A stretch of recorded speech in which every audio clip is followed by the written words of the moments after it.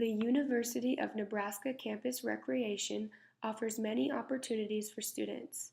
Not only can students stay active by competing in intramural sports, students can also be the ones to officiate the games.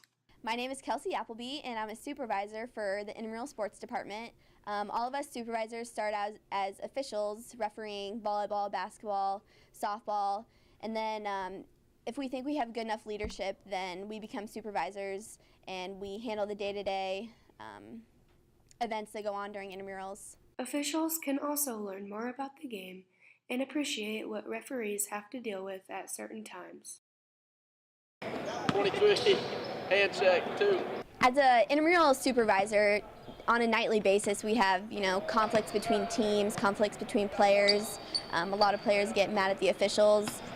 We have officials who are just starting out refereeing, and it's definitely a learning curve officiating. It looks easy when you're sitting on the sideline or in the stands, thinking you can make the call, but it's a lot harder when you're the person actually doing it, as I think many of our officials would agree.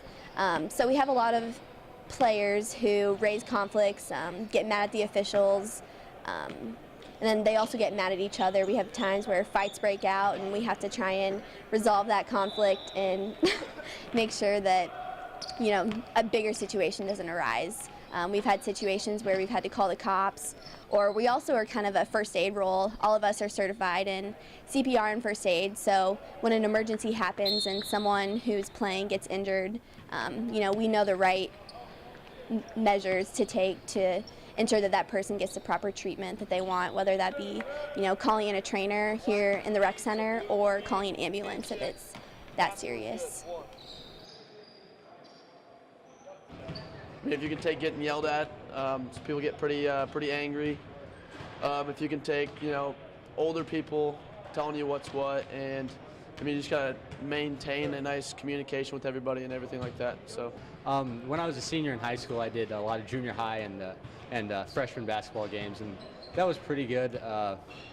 Little kids think they know what's what, and they usually don't. So, it's a good chance to teach them the rules and have that happen, which is good, which makes for better basketball later on in life.